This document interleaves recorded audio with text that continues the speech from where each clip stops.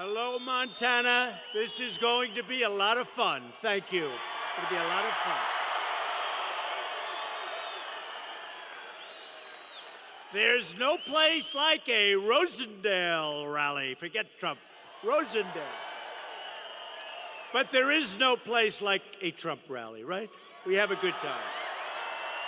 We have a good time. And in the election, we won this state by a lot. That was not close. But I am thrilled to be back in Big Sky country with so many of my great friends and true American patriots. Thank you. Thank you. From the Rocky Mountains to the Great Plains, the people of Montana love our country so much.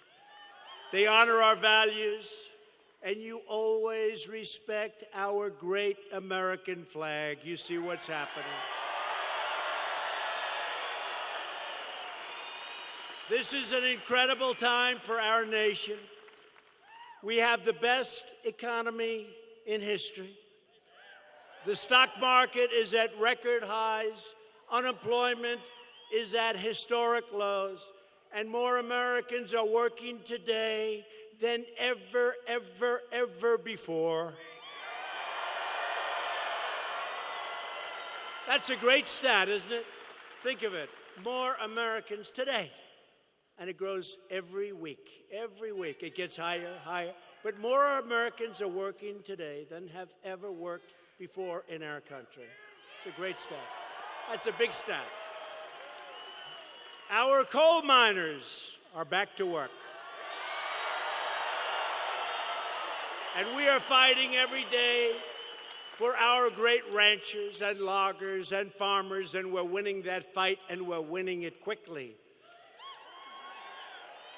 We're rebuilding our military, crushing the terrorists, and taking care of our veterans. America is winning again, and America is being respected again. As you all saw this week, the Senate is now considering a truly exceptional nominee for the United States Supreme Court, Judge Bret Kavanaugh.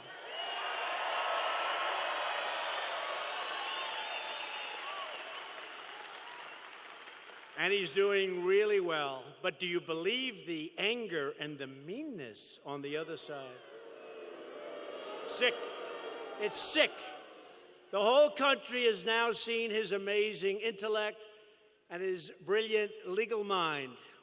Judge Kavanaugh deserves overwhelming bipartisan support, and I think he's going to be one of our truly great Supreme Court justices.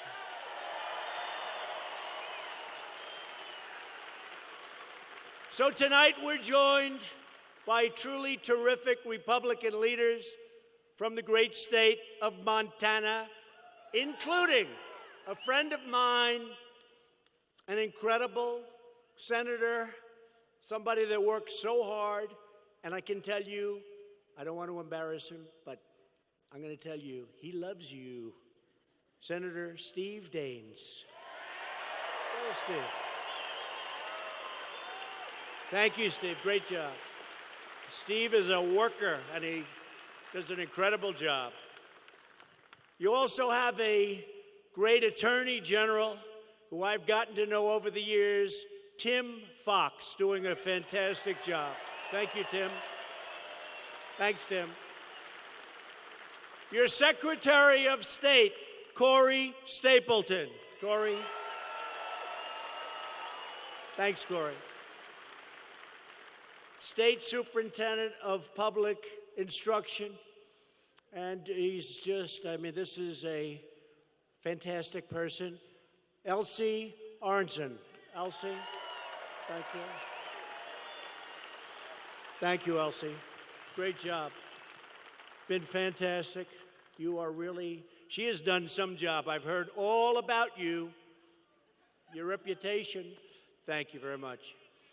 And your outstanding Montana GOP chairwoman, Deborah Lamb.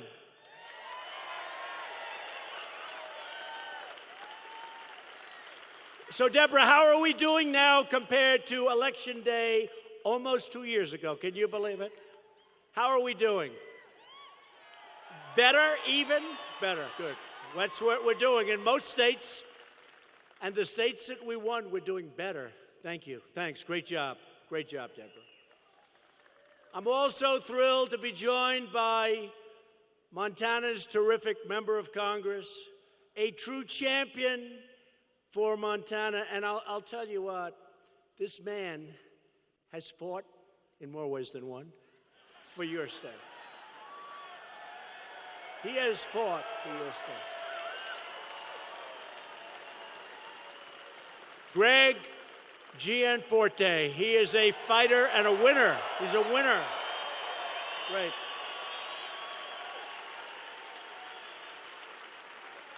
He loves your state. Thank you very much, Greg. Great job. Everybody has to get out and vote for Greg and vote for people that are going to vote for us. Because without that, you're going to lose a lot of the things that we've won over the last 2 years. You're going to lose them, and you're going to lose them fast. Can't let that happen. But I'm here for a very specific reason. Please welcome the person that we have such respect for. He's now leading in the polls.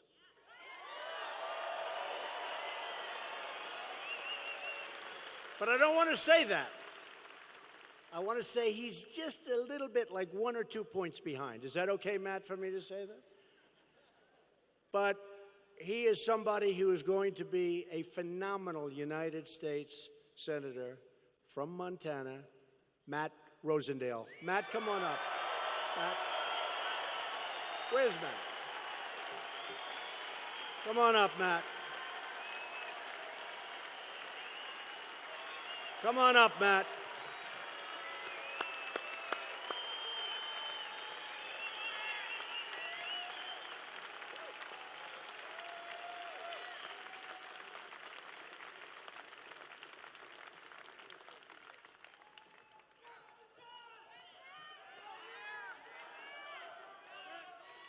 Welcome back to Montana, Mr. President.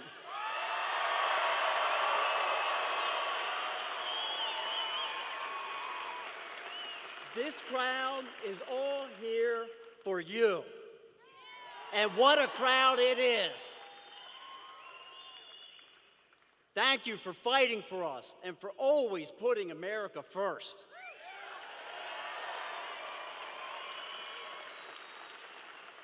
Montana is going to right a wrong this November, and we're going to send you the conservative reinforcements that you need to continue your good work.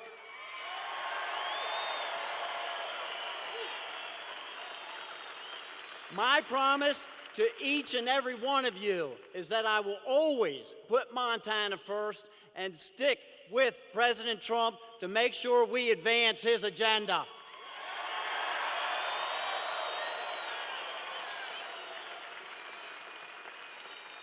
We're going to repeal and replace Obamacare and give you options on health care that you can actually afford.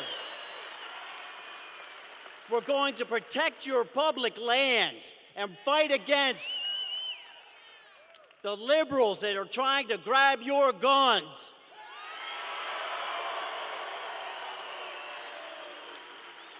We're going to confirm more justices like Neil Gorsuch and Kavanaugh, people that will uphold the Constitution and defend your Second Amendment rights.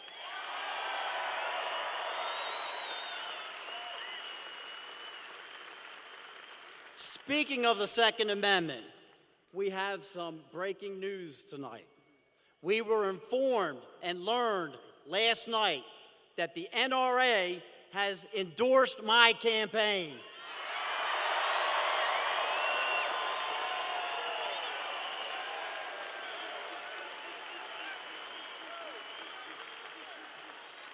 We're going to secure our border, enforce our laws, and build that wall.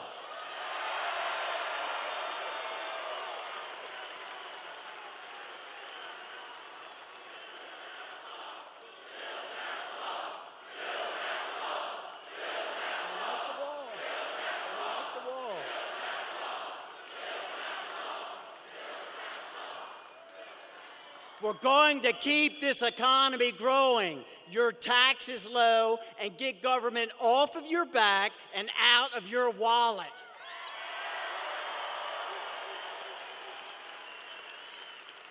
We've all seen the problems with big government. Politicians representing themselves and not us, intoxicated with privilege and power.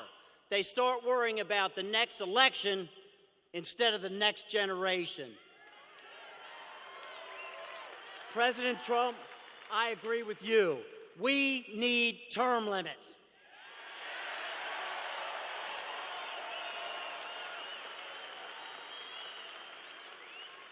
That's why, if you elect me, I promise to serve no more than 2 terms.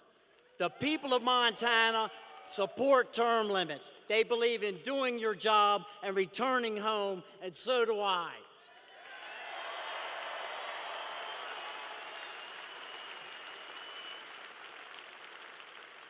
President Trump, thank you for your support.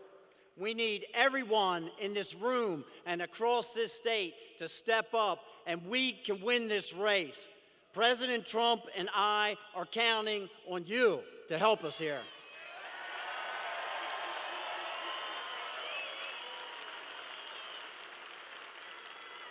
So tonight, I humbly stand before each and every one of you and ask for your vote this November.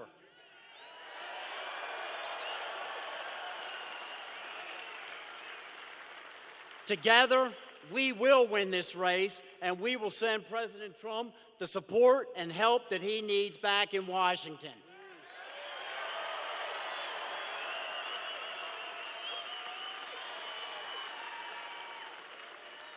Thank you, Montana. Thank you, President Trump. May God bless each and every one of you and the United States of America. Thank you.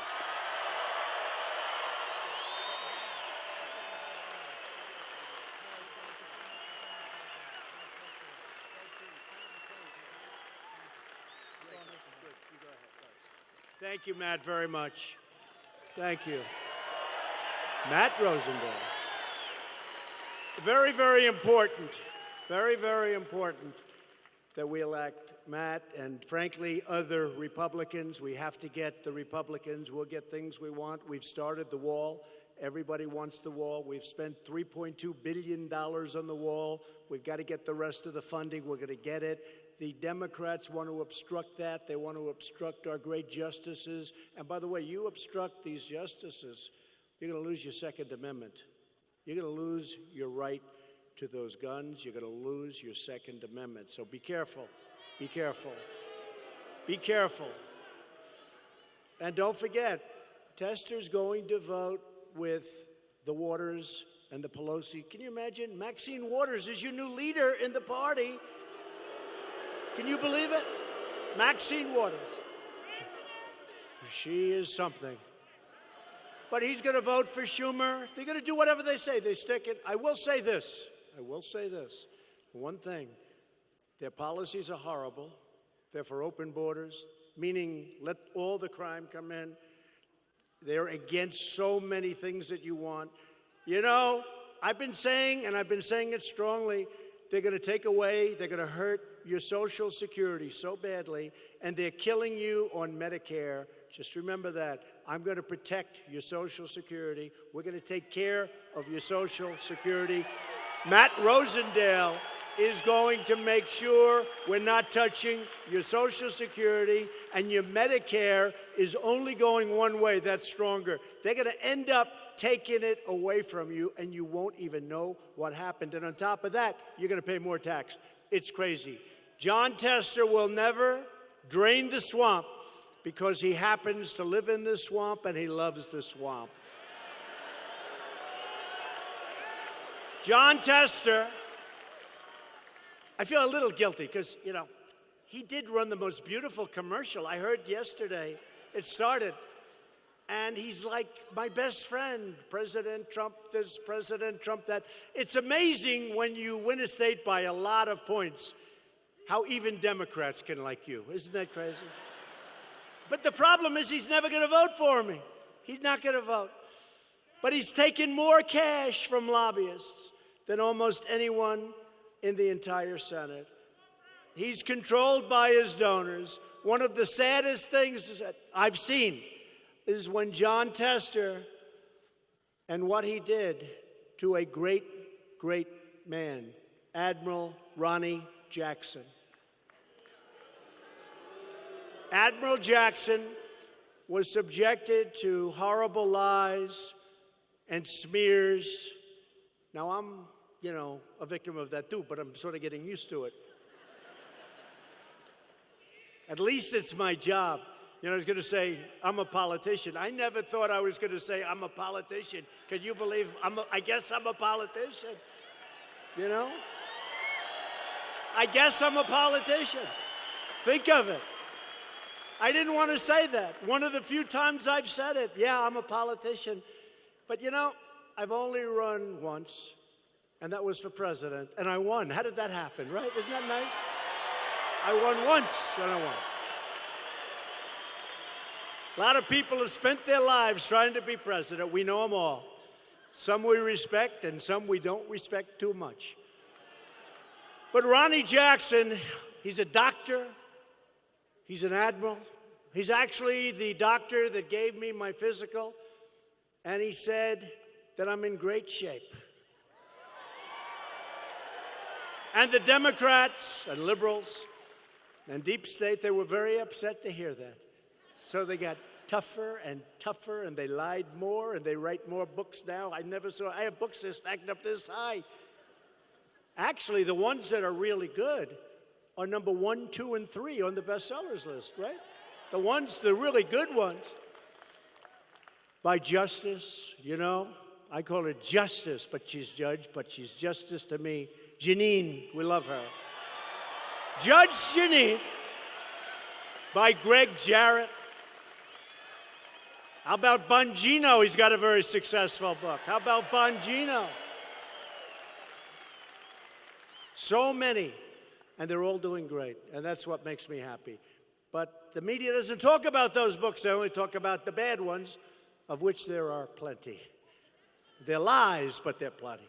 But Admiral Jackson, his reputation was attacked, and all of those horrible things that were said about him turned out to be lies, and they turned out to be false. Remember? People don't want to say that. In the last election, Washington Democrats put John Tester in charge of electing extreme liberals. I'm talking about serious liberals, many of whom you're watching attacking Judge Kavanaugh and looking like fools, frankly, looking like fools.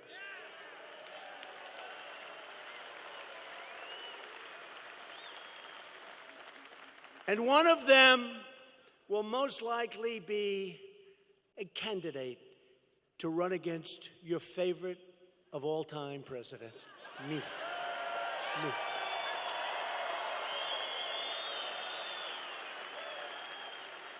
But when I see the anger in their eyes, when I see the anger of what they say to an intellect far greater than theirs, not even a contest, but I see the anger and the hatred. What are they doing? What are they doing? They're losing by doing it. They're losing by doing it. I just want to finish off, though. What Tester did to Admiral Jackson should never, ever be allowed. Ronnie Jackson is a great man. Ronnie Jackson has led a great and beautiful life. And to have lies told about him, I would never repeat what they are. See, in my case, they repeat them. I say, don't repeat them. They're terrible. They say, no, we're going to deny them. Do we love Sean Hannity, by the way? I love him. But here's the only thing. He puts up all these losers that say horrible things. I've got to talk to him. One after another. Donald Trump, he's lost it up here. It's pretty tough. I stand up here giving speeches for an hour and a half, many times without notes. And then they say, he's lost it. And yet we have 25,000 people showing up to speeches. And by the way, look at all the fake news back there.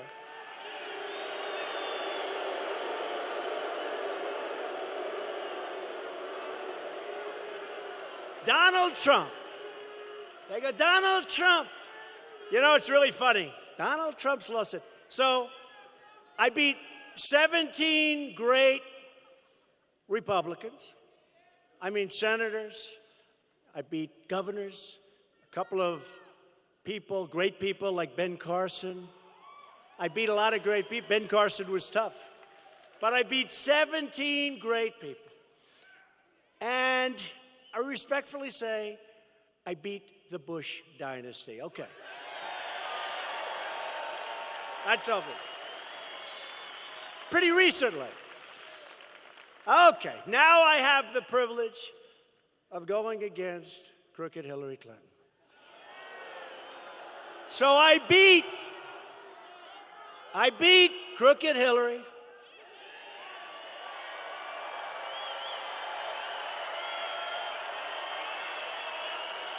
I beat crooked Hillary. And the Electoral College is hard. It's, frankly, if we didn't know better, and maybe we're starting to find things out that we didn't know, it's hard and harder to win than popular vote. Popular vote, you go to 3-4 states and boom, boom, boom, you win the, it's like the 100-yard dash versus running the mile. You practice differently. She forgot that. She forgot to go to a couple of very important states. Gee, I don't think I'm going to go to Michigan too much. I don't think I'm going to go, she said, to Wisconsin. I do hear her husband said, you know, you better go to Michigan. You better start going to Wisconsin. Well, fortunately, she didn't listen to that. But think of it. So I beat the Republicans, governors, senators. I beat the Bush dynasty, respectfully. I beat Hillary, who stole it from Bernie. Bernie should have won, but that's okay. They stole it. Superdelegates. How do you like superdelegates? But she's got superdelegates that were handed to her. Bernie should be angry. Why isn't he angry? Crazy Bernie. He is so crazy, but you know what? I saw him the other day on television, and he's ranting and raving. He's sitting behind a microphone. I'm going to do this. I'm going to that. Bomb, bomb, bomb. The hair's flying. He's going crazy. He's going crazy. And I said to my wife, honey, look at that guy. You got to hand it to him. No, you got to hand it to him. He doesn't quit. He doesn't give up. I just don't understand why he allowed that to happen. And he goes back into being an independent. But now he's coming back in. And I guess he's going to run. He's going to run. But think of it. So you beat two dynasties. You beat all these politicians. Charles Krauthammer, when I announced that I was going to run,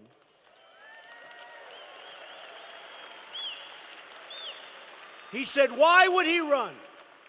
This is the finest, well, he didn't know me, so I'm not insulted. He said, this is the finest field of Republicans ever assembled. I actually did. I looked at my wife. I said, you know, that's his business. He just said, these are the finest ever assembled. Why am I doing this? And then I said, that's okay. I'll do it anyway. Let's see what happens. Let's see what happens. So I beat all these senators, all these governors, all these brilliant political minds. Then I beat the other side. And then I listened. Is he competent? I think I'm pretty competent, right? Don't you think so?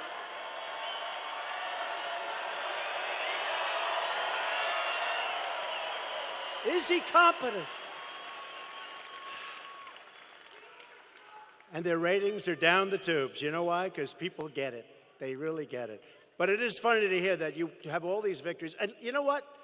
More important than those victories, we're winning in the United States now. We're winning on trade. We're winning with our military. We're knocking the hell out of the terrorists. We're winning now in the United States. You look at what's going on. We have new deals being made. We have a deal we just made with Mexico. That's a fair deal.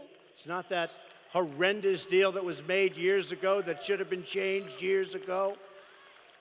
We're negotiating with Canada. We'll see what happens. We're in a little bit of a skirmish, but doing really well with China. You see what's going on? Really well. I have great respect for President Xi of China. But honestly, we have to be treated fairly. Last year, we had a trade deficit of anywhere from $375 billion with the B dollars to, I say, $504 billion. Either one is not acceptable. So we're doing that, and it's working out very well. I just came on stage, and I was told that Kim Jong-un said some terrific things about me. He said, I have faith in President Trump. Think of this. You don't hear that from them. And just moments ago, they put on that he said very strongly that we want to denuclearize North Korea during President Trump's tenure. That's a nice, he just said it. But in the meantime, even if he didn't, we got our hostages back. There's been no more missile testing. There's been no more rockets flying over Japan. There's been no more nuclear testing. And we have a good feeling. He likes me, I like him. Who knows what's going to happen? But I can tell you what. The day before I took office, and even, I must say, because, as you know, the rhetoric was fairly tough. It's interesting. With him, I had very tough rhetoric. And the fake news was saying, it's too tough. He's going to get us into the war. It's terrible. He's being too tough. It's horrible. What does he know about this? He knows nothing. I watched all these guys who have been losing for 30 years explaining why my method of negotiation wasn't working. Right?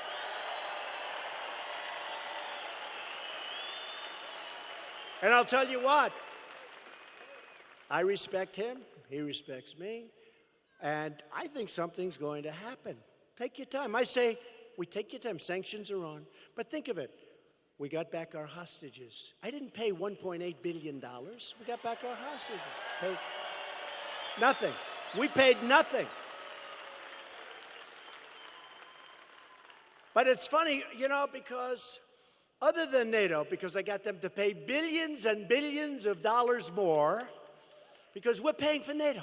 We're paying this massive percentage of cost. We're protecting Europe. But I got them to pay billions of dollars more, and the fake news said he wasn't respectful to the leaders of other countries. And they're right in a way, because I said, listen, folks, I'm sorry, you're going to have to pay up. You got to pay up. You're delinquent. You know, in real estate, we say you're delinquent. And somebody asked me, it's really amazing they never covered this, because if they do, they would have said this is terrible. One of the leaders in front of the others, 28 nations, one of the leaders, who I get along with all fell. They respect us now because they couldn't believe. For years, NATO spending was going like this.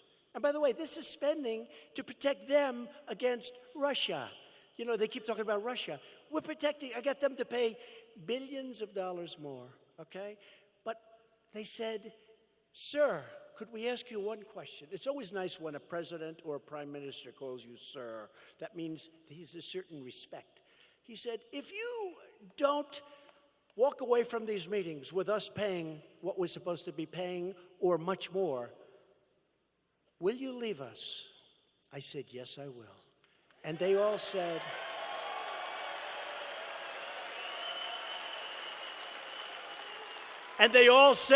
we'll pay. We'll pay. Now, the mainstream media doesn't want me to say that. They want me to say, no, no, sir, we'll never leave you. But then there's no reason for them to pay, right? Why would they pay? Supposing they asked me the same question. Sir, and we're talking about billions. And last year, Secretary Stoltenberg, Secretary General, head of NATO, he goes around, he's like my biggest fan. And I like him too. But he goes around saying, last year, that was when I just did a minor, because, you know, I was only in office for about 14 seconds. So I couldn't, you know, I didn't want to use too much bravado. You know how much I paid extra? $44 billion. That was last year. This year, it's much higher, because now I feel comfortable. I asked them in a more firm manner. And they're paying, and they should pay. But they were saying that I didn't treat them well. If I would have done what they said, or if I would have done what these consultants and these people that I watch on television who used to do this stuff, they all failed. They failed miserably. So we have our own way. It's a great way. But it's really interesting because when I was dealing with North Korea and they were saying, he's too tough, he's too tough. One of my best meetings ever was with Vladimir Putin. And they said, he was too nice. He was too nice. They wanted me to have a boxing match on the stage. We had a great meeting. We talked about Ukraine. We talked about Syria. We talked about the protection of Israel. We talked about so many great things. But they came back and they said, it was terrible. I said, what was terrible? We had a great meeting. And you know, when I came off stage, they were all saying, that was a great meeting. Thank you. That was a great news. Then I got onto the plane and they said, sir, I don't think they liked it. I said, they liked it. They're just fake. They're fake news. We had a great meeting. It was a great meeting. And you know the funny thing? If I was tough, if I would have said, you're never going to do this again. There'll be no more of this and no more of that. And stood them right in the face and then started boxing. You know what would have happened? They would have said, he's too tough. That was a disgrace to our nation. The truth is, with these people, you can't win, but we're winning. I'm president. You're president. We're winning.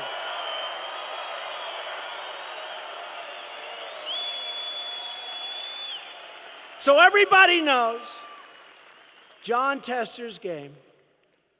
He says one thing in Montana, but does the exact opposite in Washington. That's what happens. He'll come home and tell you about your Second Amendment, then he'll vote for something where you knock the hell out of it. Jon Tester talks like he's from Montana, but he votes like he's Nancy Pelosi. That's what he votes. He's a Nancy Pelosi. No, look at his voting. It's the same voting as Schumer, Nancy Pelosi, and the legendary Maxine. Jon Tester voted no on tax cuts, and he voted for the Obamacare disaster, which we almost repealed and replaced, but we'll get it done. And remember this, we got rid of the most unpopular element of Obamacare, right? The individual mandate. We got rid of the individual mandate. That was the most unpopular single. That is where you have the right to pay a fortune for the privilege of not having to pay a fortune for bad health care. Right? It's incredible.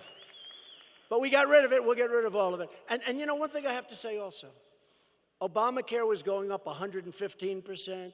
125%, 80%, 60%, 53%, all different places. It was going up massively. You know, we want to repeal and replace it, and if we get enough Republicans, we will, and we'll have a much better health care. We've already come up with some of them, association care, et cetera. But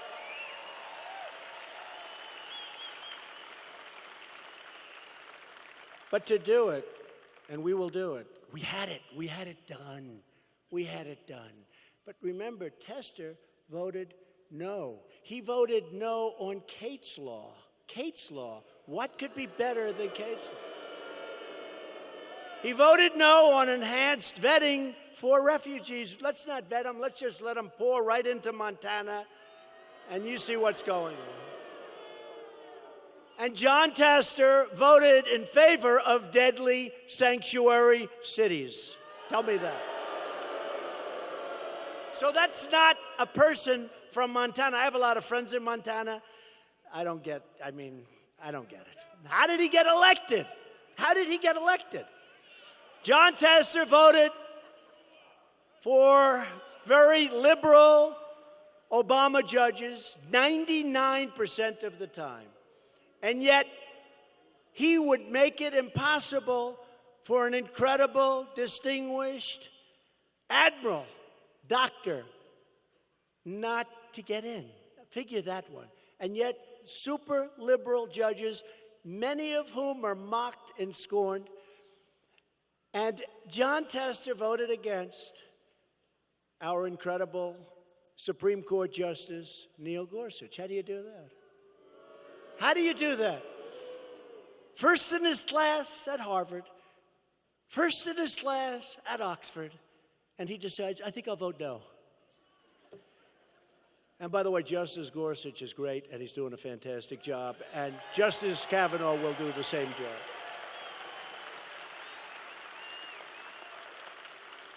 It's embarrassing to watch those people make fools of themselves as they scream and shout at this great gentleman. This election, you aren't just voting for a candidate. You're voting for which party controls Congress. Very important thing. Very important thing. I don't even bring it up because I view it as something that, you know, they like to use the impeach word. Impeach Trump. Maxine Waters, we will impeach him. But he didn't do anything wrong. It doesn't matter. We will impeach him. We will impeach. But I say, how do you impeach somebody that's doing a great job, that hasn't done anything wrong? Our economy is good. How do you do it? How do you do it? How do you do it? We will impeach him. But he's doing a great job. Doesn't matter. Remember that line. He's doing a great job. That doesn't matter. We'll impeach him. It is a hell of a place in Washington. You know, I was thinking, if that happened, every time a Republican or a Democrat, opposite, got elected president. So let's say a Democrat gets elected someday. Hopefully it's a long time. But let's say a Democrat gets elected. And let's say we have a Republican House. We will impeach that Democrat, right? And then a Republican. We won by a lot. We won by a hell of a margin. That's a lot. That electoral college, we won by a lot. Okay, so we're in there. We've got the best employment numbers in our history. We've got the best economy in our history. You look at the numbers in every category, it's great. We're doing a great job. We're putting on phenomenal judges. And you take that and you do. Then what you're going to have is you'll have a country that's going to turn into a third world country. Because if the opposite party becomes president, every time before it even starts, before you've even found out whether or not he or she is going to do a great job, they'll say, we want to impeach him, and you'll impeach him. It's so ridiculous. But we'll worry about that if it ever happens. But if it does happen, it's your fault because you didn't go out to vote. Okay? You didn't go out to vote. You didn't go out to vote. That's the only way it can happen. I'll be the only president in history. They'll say, what a job he's done. By the way, we're impeaching him. Today's Democrat Party is held hostage by haters, absolute haters, left-wing haters, angry mobs, deep state radicals, and their fake news allies. Those people are the best. They're the best allies they've got. I mean, you look at the Washington Post or the New York Times, I can never get a good story. I mean, you look at this horrible thing that took place today, it's really, is it subversion? Is it treason? It's a horrible thing. Even, you know the good thing about that? Even liberals that hate me say, that's terrible what they did. And it is really terrible. You know, when I won the election, the New York Times, all their subscribers were leaving. And when I'm ultimately no longer president in hopefully about 6.5 years from now,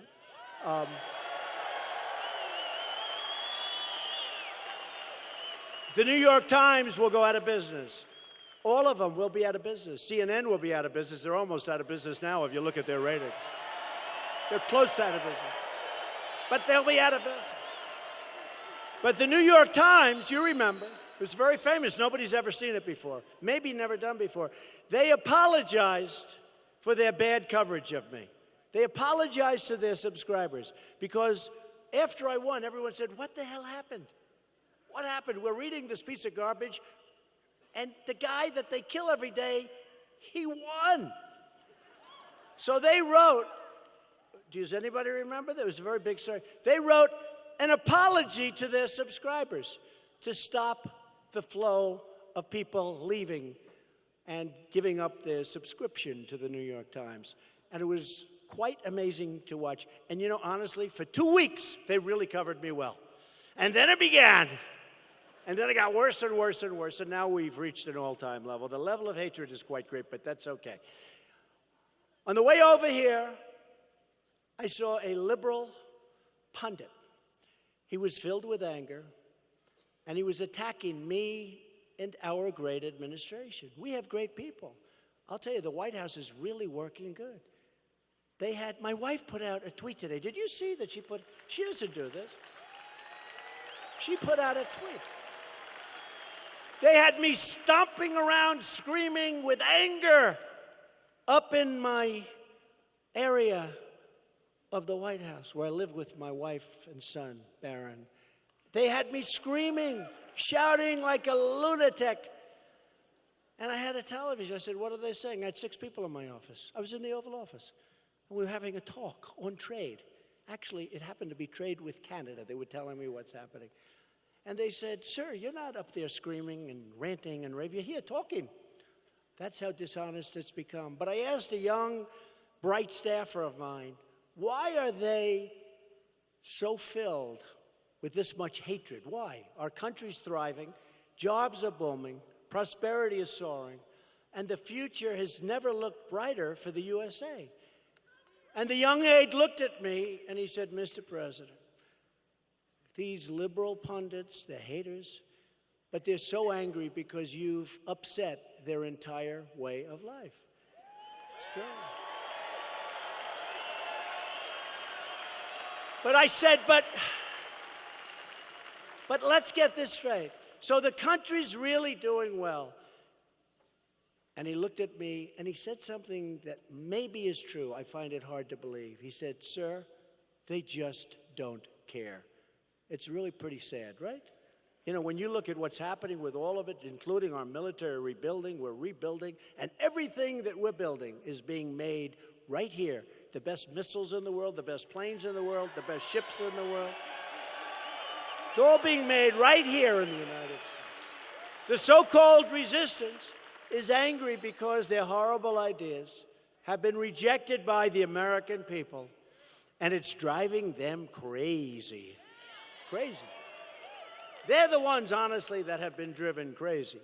The latest act of resistance is the op-ed published in the failing New York Times by an anonymous,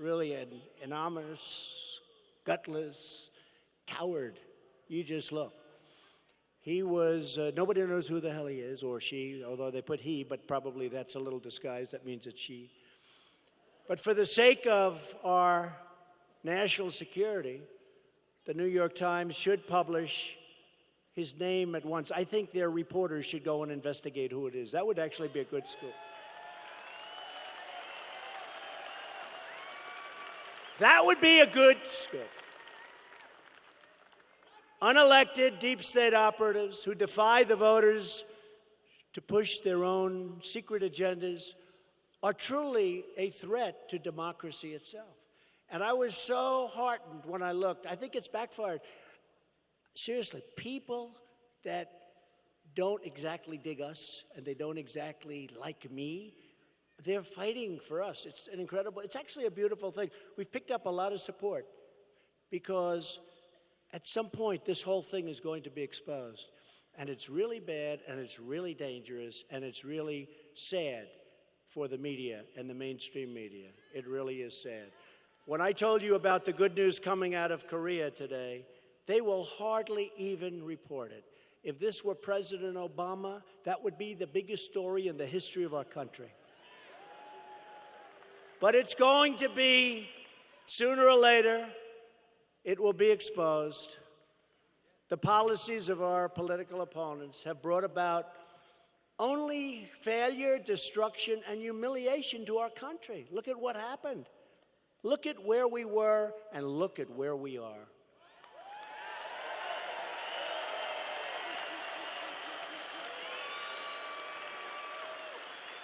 And we have tremendous potential upward. And other countries, by the way, are not doing well at all. And had I not won, we would have been in negative. We wouldn't be at 4.2.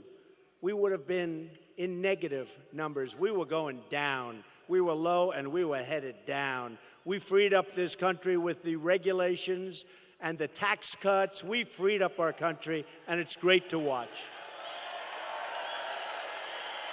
But if you don't elect Matt, I will tell you, they can change it very quickly. They said, Nancy Pelosi said yesterday, she wants to raise your taxes.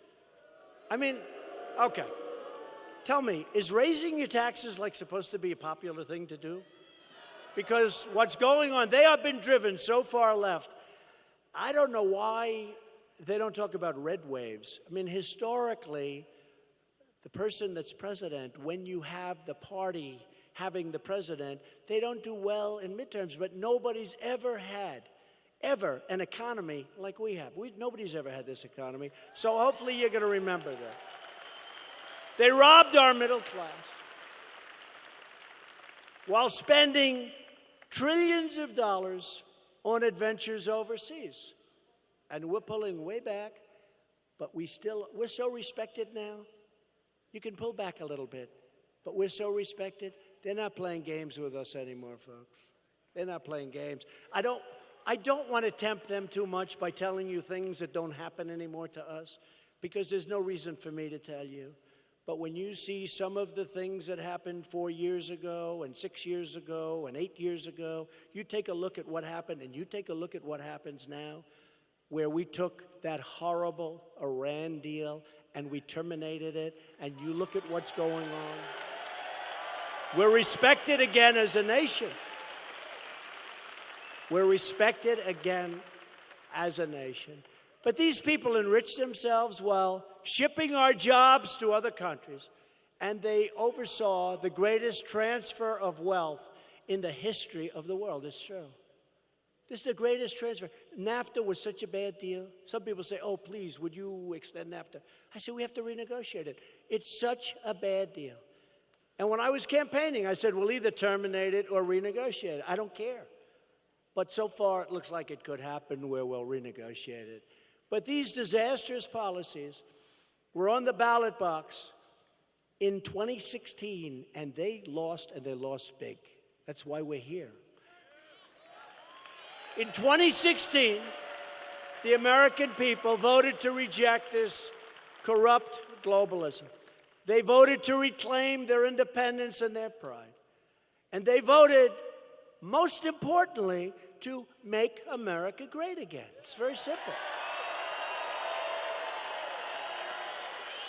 Soon we'll be changing it to keep America great. Keep America great. Soon.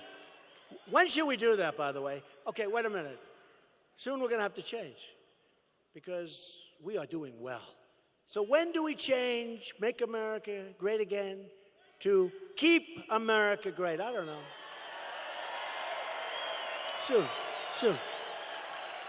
We're draining the swamp, and the swamp is fighting back.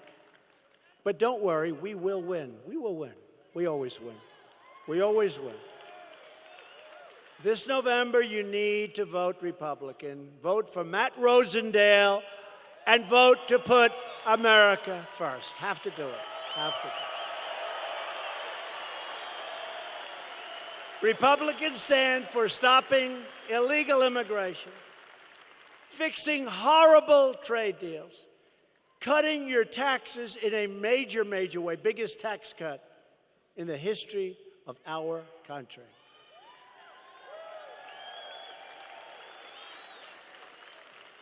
And in addition to that, we got ANWR. You know what that is, right? In Alaska. They've been trying to get that approved for 50 years. We got it approved. It's part of that plan. We'll be defending your Social Security, which the Democrats will destroy. And we're going to be defending your Medicare and protecting the safety net for truly needy Americans, people that need help, that are Americans, not for people that come into our country illegally.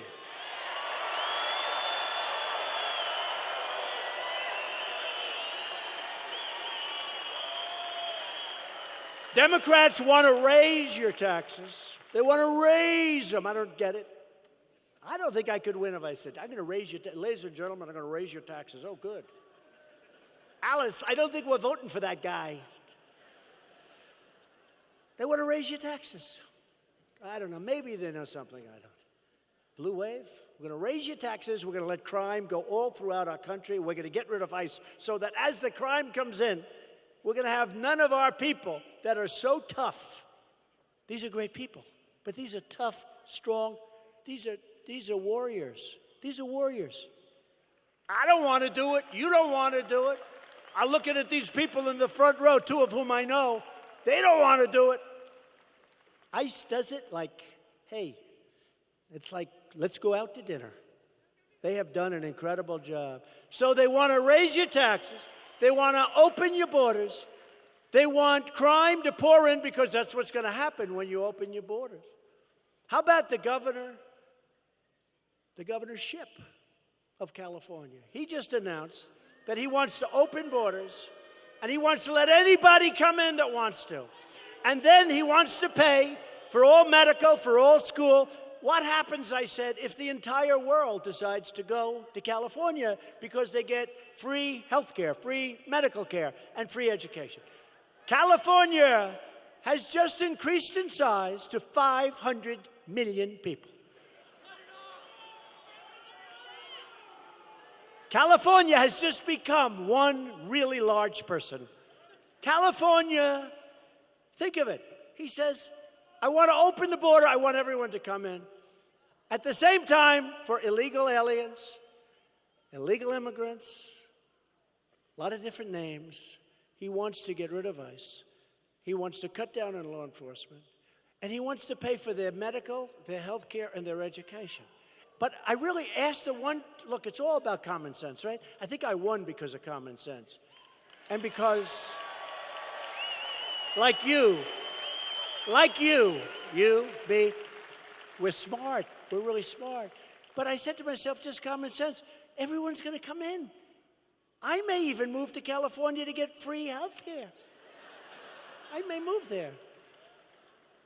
The last time Democrats were in power, they cut Medicare by more than $700 billion to pay for the scandalous Obamacare. Now Democrats want to steal trillions of dollars from Medicare. I'm going to ruin your Medicare, watch. They want to turn America into Venezuela. I don't think so. Democrats would destroy Medicare with Medicare for all. You heard that. Medicare for all. Until they run out of money, which will be like in the third day. And then it'll be Medicare for none. Or it will be 1/10 Medicare what you used to get. They want to rob our seniors of their Medicare benefits. And they want to raid your Social Security. They will destroy your Social Security. And I'm going to save your Social Security. We're not touching your Social Security. Do you remember when I ran? You remember when I ran? I said, I'm not touching Social Security. Everybody said, well, and everybody else wanted to do things with Social Security. I said, we're not touching your Social Security, right? I didn't touch your Social Security. Remember what I said? Growth. Growth will take care of it. Growth. And that's what's happening. We are growing beyond what anybody expected, beyond what those people thought was possible. We're growing. It's called growth. A lot of money's coming in. Democrats also want open borders.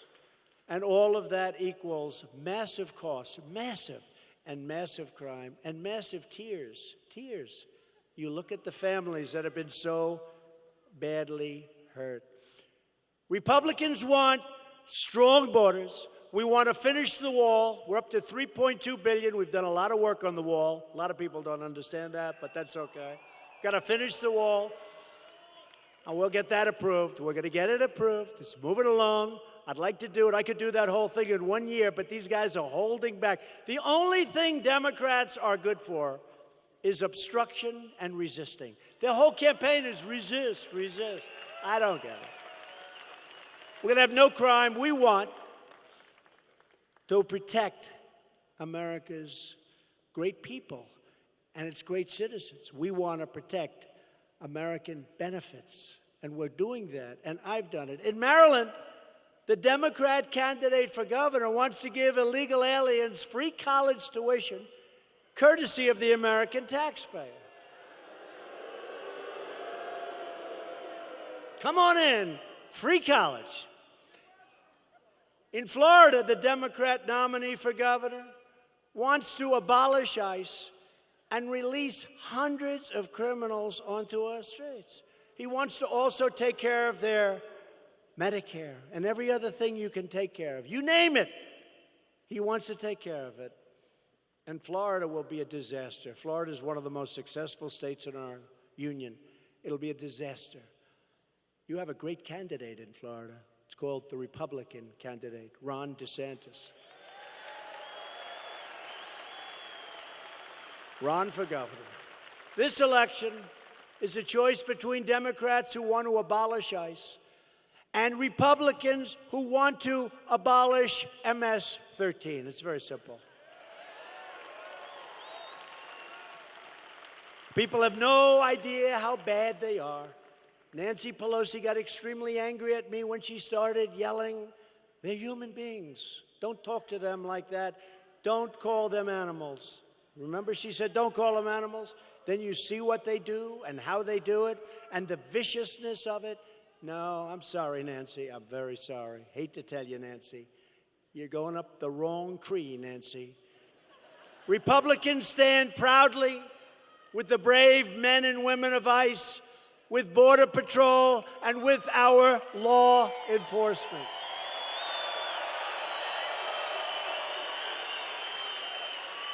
Every single day, ICE is tracking down drug dealers, child predators, gang members, and vicious killers.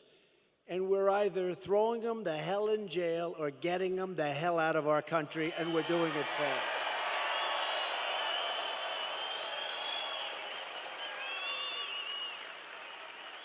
This election is about safety. This election is about jobs. It's safety and it's jobs. Thanks to Republican leadership, our economy is booming like never before in our history. Think of it. In our history, nobody knew this was going to happen. If I would have said this on the campaign trail, if I would have used 4.2, you saw it was adjusted upward from 4.1, 4.2 GDP, the press would have gone after me. They would have said impossible. Jobless claims just fell to a 50-year low, 50 years.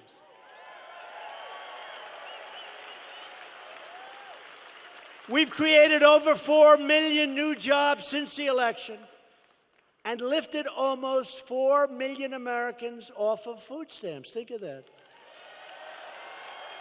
Not only is it good for them, our country saves a tremendous amount of money, but it's good for them. They have jobs. We've added over 400,000 new manufacturing jobs that the Democrats say are gone. And that number is going to very shortly, with what's happening in certain areas, be well over 600,000 manufacturing jobs. Something that makes me very happy, makes a lot of my friends very happy. African-American unemployment recently achieved the lowest, think of that, the lowest rate, the lowest ever recorded in the history of our country.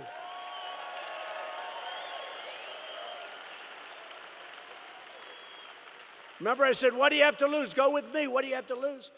So good. We're going to have tremendous African-American support because they say and they see. You know, before I said, what do you have to lose? Now I say, see, look what's going on. The lowest unemployment in the history of our country. Hispanic American and Asian American unemployment have also reached their lowest rates in the history of our country. History. Youth unemployment has just reached its lowest rate in nearly half a century. Unemployment for Americans, this is so important, without a high school diploma, has reached the lowest level ever recorded. Think of that. Women's unemployment recently reached its lowest rate in nearly 65 years. We've added 100,000 jobs, building pipelines and supporting the production of oil and natural gas. We've added something great to our portfolio by increasing exports of clean, beautiful coal by over 60%. 60%. And Montana knows something about coal. Think of that, over 60%. We freed it up. It's a great natural resource for us. Clean, I call it clean, beautiful coal, what they can do with coal today. In the first 8 months of 2018, Montana coal production increased by 2.5 million tons. It's a lot. That's a lot, right? To continue this incredible momentum, we need to elect more Republicans like Matt Rosendale. You got to do it, because it can be turned off. It can be turned off so quickly. Last week, we made another truly historic announcement. We're replacing NAFTA with a beautiful new brand, because it's a much different deal. It will be called the U.S.-Mexico Trade Deal. One-on-one. And hopefully Canada will come into that deal, and if they don't, that'll be fine, and if they do, that'll be fine. Either way, we can live, we'll be very happy. I think they will, because we love Canada. We do love Canada. They've treated us pretty badly in trade for the last 40 years, but that's okay. It wasn't my fault. We're going to make a fair deal with Canada, just like we did with Mexico. We're cracking down on unfair trade practices emanating from China. America is tired of getting ripped off. We're going to get a great deal for our farmers and ranchers and factory workers. We're giving our workers and businesses a level playing field.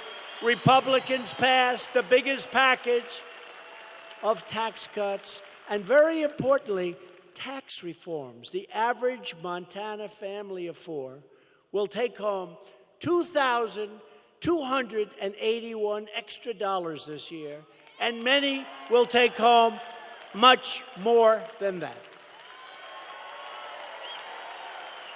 And our tax cut saves family farms and ranches and small businesses from unfair estate tax, also known as the death tax. So now if you leave, you're a guy, have a beautiful farm, husband, a wife, and you love your kids. By the way, if you don't love your kids, don't leave it to them. Don't worry about it. Then this won't help too much. But you want to leave it to your kids. You'd like your kids to take over the farm. But you couldn't do it because they had to borrow a fortune in order to work it out. We got rid of that tax. That's a big deal. It's a big, big deal. So you can leave your small business or your farm or your ranch, and they won't have to go into a big bank and say, gee whiz, wouldn't it be great if we could borrow some money? By the way, Dodd-Frank, little thing, I fixed it. Dodd-Frank has been changed. We're canceling Obama's illegal anti-coal, so-called clean power plan. Sounds so beautiful. Right? You know what that means. You know, when I did it, I said, man, this is a tough one. It sounds so nice. Clean power plan. It's only one problem. It doesn't work. It doesn't work. It'll put our country out of business. It took away our greatest natural resources. We couldn't do anything with them. It was such a pretty term. Clean power plan. It's out of business now. We're going to have clean power, but it's not going to be under the clean power plan. And we're strongly protecting our public lands for hunters and fishermen and everyone who loves the outdoors, like my son, Don, who comes here a lot.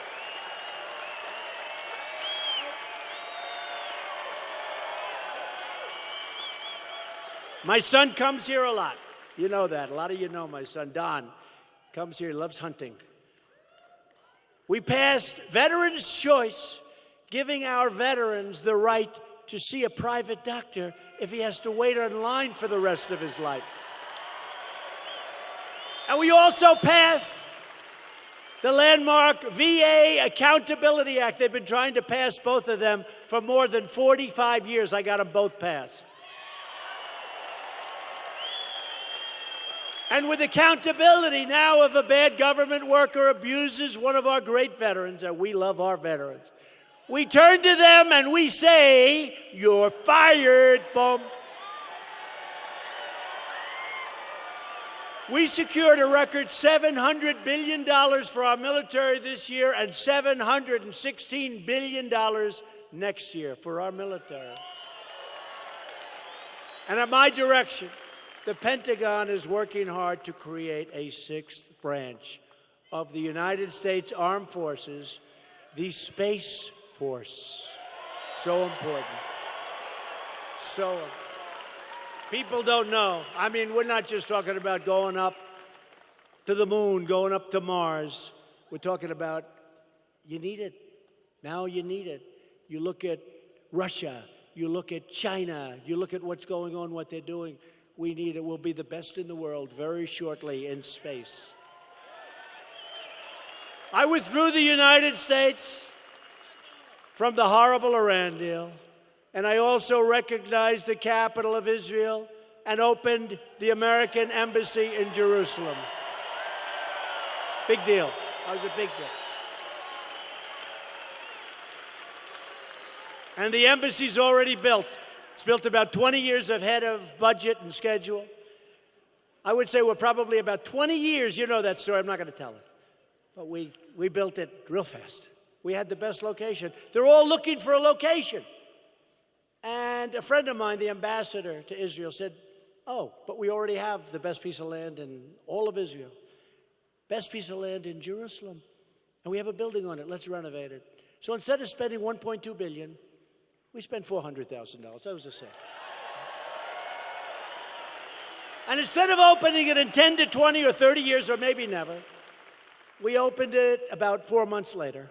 It's been open for a long time already. A lot of people work in there. So we have the embassy already open. Do I get credit for saving $1 billion? Not really. Someday. Someday. You know, when Abraham Lincoln made the Gettysburg Address speech, the great speech, do you know he was ridiculed? He was ridiculed. He took the horse and carriage up from the White House. He wrote it partially in that carriage and partially at a desk in the Lincoln bedroom, which is incredible, by the way, in the White House. And he went up to Gettysburg, and he delivered that speech, the Gettysburg Address. And he was excoriated by the fake news. They had fake news. He was excoriated. They said it was a terrible, terrible speech. They said it was far too short. It's not long. Many of us know it by memory. It was far too short. And it was far too flowery. It was too flowery, 77 years ago, right? Too flowery. And he died. 50 years after his death, they said it may have been the greatest speech ever made in America.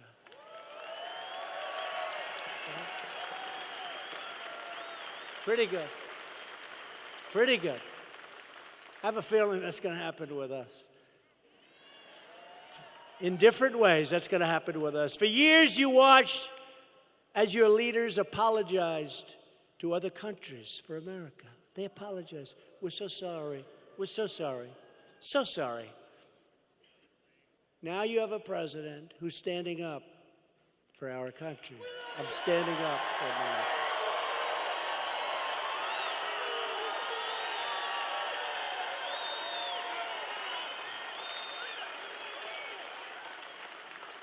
Look at the size of that guy. Man. Look at this guy. Do I like him? Wow.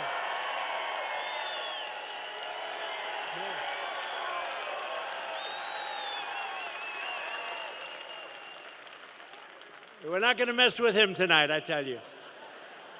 Thank you, man. That's cool. That's really great. Thank you very much. We're standing up for your values. We're standing up for Montana. And we're standing up for our national anthem and our flag. But if Democrats get back into power, they will try to reverse all of our incredible gains, gains like nobody thought possible. So this November, you need to get your friends, get your family, get your coworkers, and get out and vote Republican. Get out and vote for Matt Rosendale. He's going to be a great senator, and he'll always vote for what we want. He will always vote for America first, for Make America Great Again.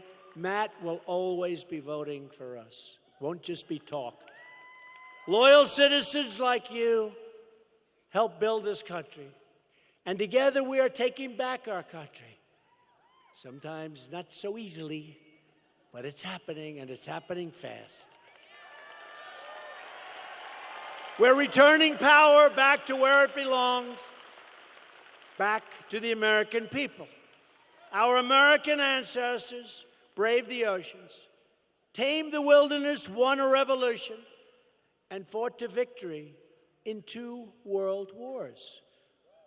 We defeated fascism, triumphed over communism, and we delivered millions into freedom. Our ancestors built the railroads, linked the highways, and they proudly planted an American flag on the face of the moon, which is not shown in that movie. They did not show that in the moon. See, what they're missing is that that movie would have been a much bigger success if they planted the flag like they were supposed to.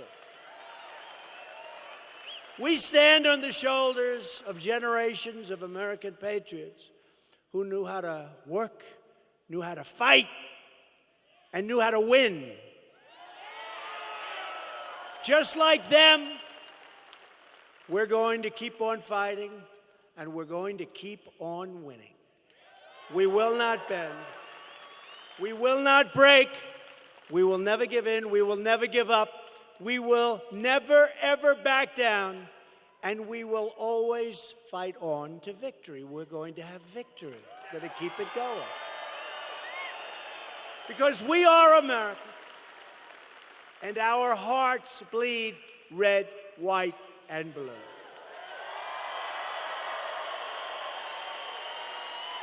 We are one people, one family, and one glorious nation under God.